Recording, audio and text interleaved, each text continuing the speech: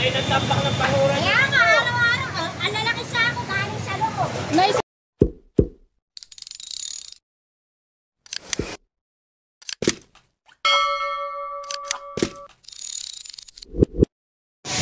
Ayan, at magandang umaga po sa ating lahat, sa ating mga viewers. Ayan, ako nga pala po si Mali TV Vlogs, at muling nagbabalik sa inyong harapan para magbigay ng panibagong update sa ating YouTube channel. Ayan, nandito po tayo ngayon sa may Ilaya. Ayan po yung Ilaya at ito po yung Recto.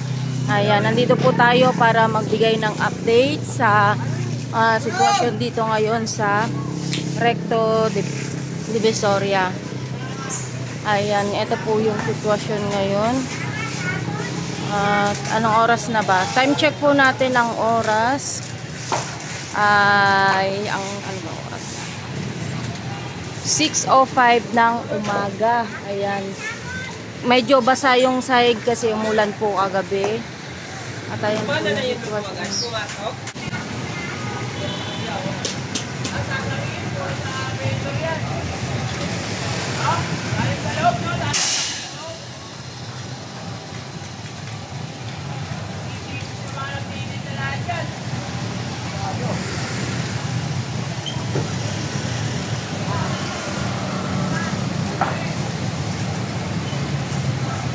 Kayo nagtampak ng pangura. Kaya nga, araw-araw, ang lalaki sa ako galing sa loob. Naisan po ba galing yung mga basura? Sa loob po. Tinatapon yung mga sako-sako galing sa loob yan. Tinatapon. Pagka sinisita namin, nagagalit din sila. Oh, kasi Yung iba naman yung galing sa mga dagupan. Mga nakakarto na marami. Sabi namin, doon yung itapon sa dulo. sa dulo. Oh. Ayaw. Yan lang tinatambak ko. Mga sako. Mga Hindi barangay ata yun nila.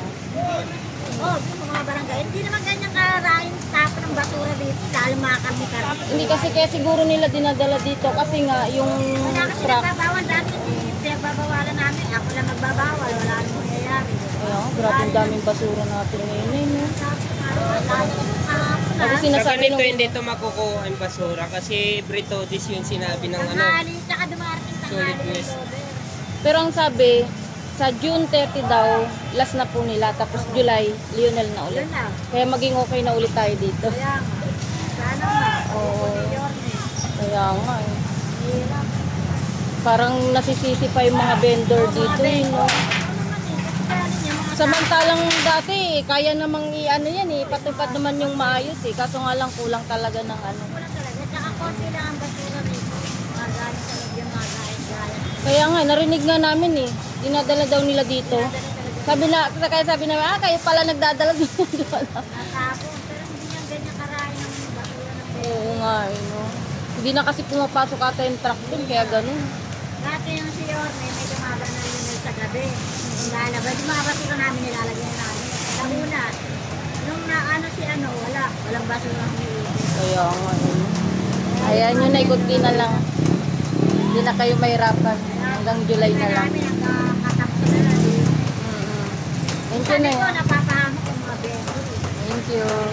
At least ano yung sabi mo rito para marinig nila din. Thank you. Ayan, narinig niyo po yung sinabi ng ating kababayan na isang vendor dito sa may Recto Divisoria. Sila nga daw yung nasisisi kasi nga tinatambak daw po dito yung mga ibang basura. Kasi nga kaya nila dinadala dito is wala pong pumapasok na truck doon sa looban. Kaya yung iba dinadala talaga dito. Kaya tumambak siya ng ganito karami. Diba? Eh yung mga vendor naman dito, yung iba sumusunod talaga mas lalo dito na side. Sumusunod yan sila, kulang lang talaga yan ng pagbabantay kung paano yung gagawin sa mga basura. Kaya ganyan. Ayan. Ayan, at isang hakutan na lang ata to. Ayun, doon niya dinadala sa may dulo. Bali, okay na rin siya ngayon. Time check natin kung anong oras na mag-8 na rin po bago matapos yung ating pag-akot ng basura. Dapat ano pa lang alas 6 wala na sana to. Kaso nga meron pa rin. Pero medyo okay siya ngayon kumpara kahapon.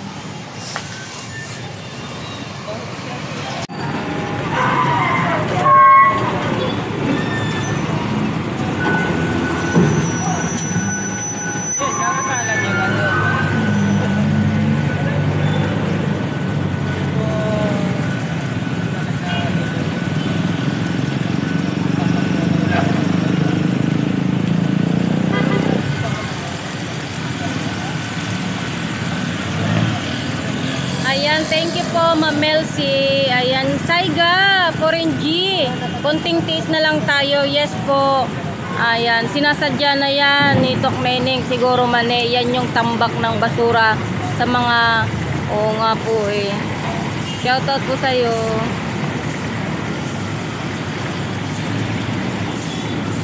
Grabe, mas masanda magpak dun sa may kabila.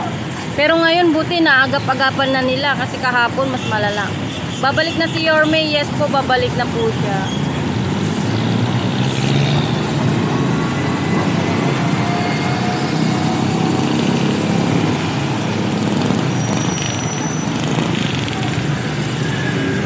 Oo nga eh.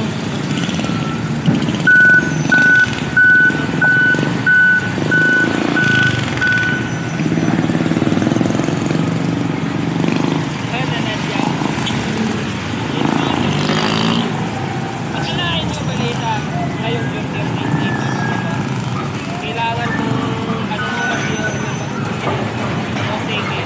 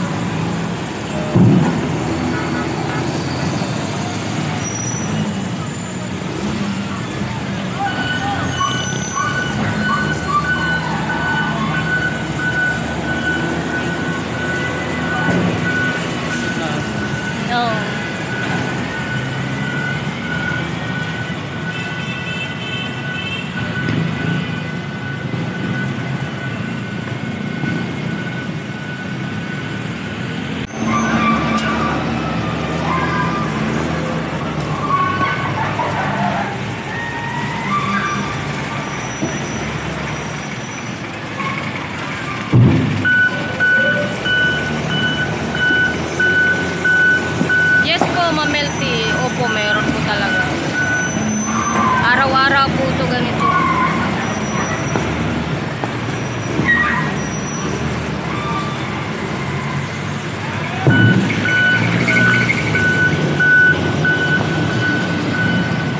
Pero mas malala po kahapon.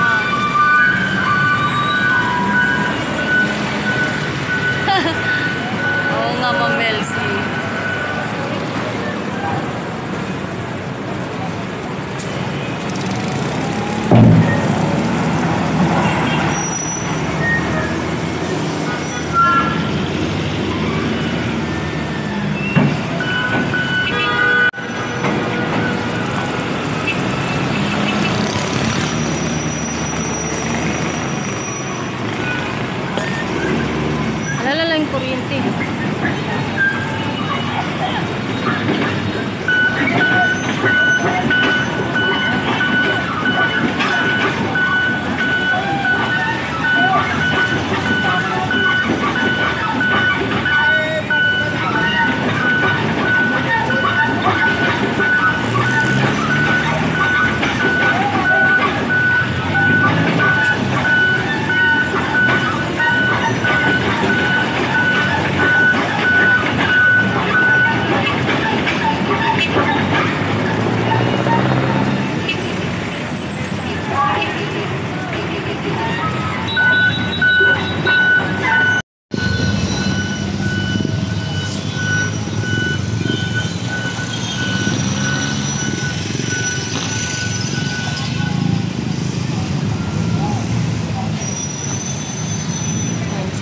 nagtatakip ng ano.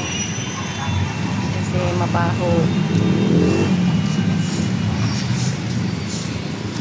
Ayan, pumapasok na yung mga nagtatrabaho. At ito, nagre-reklamo sila kasi mabaho nga. Dapat ganitong oras, wala na to.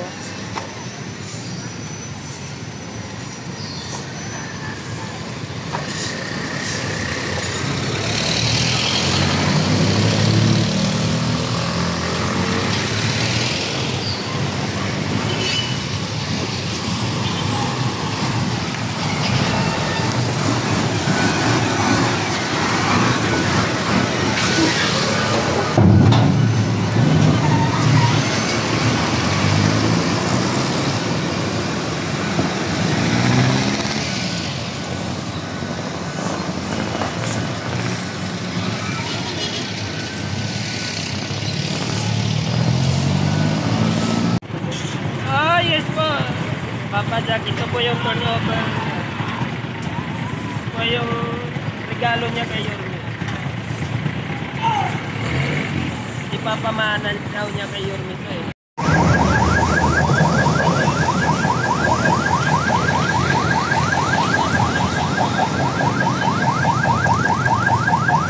Ayan, may bantay ng mga pulis.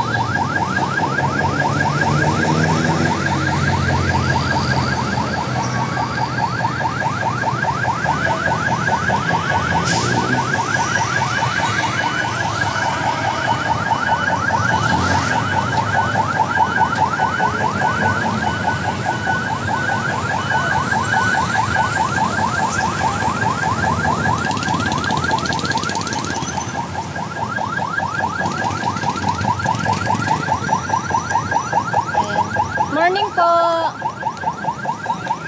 Ayan, ito po yung ating mga kapulisan nag-ikot ngayon. Para ipagilid po yung mga vendor dito ngayon.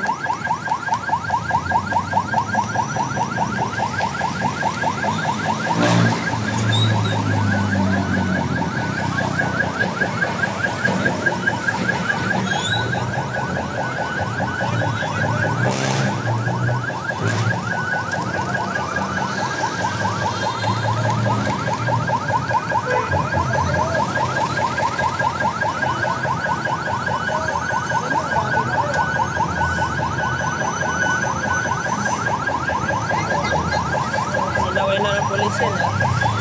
Aalis yan, tapos mamaya babalik siya. Ganun po yung Pinoy. Pero, ito, nahawa ko sa mga builders. Kasi, isa din ako builder.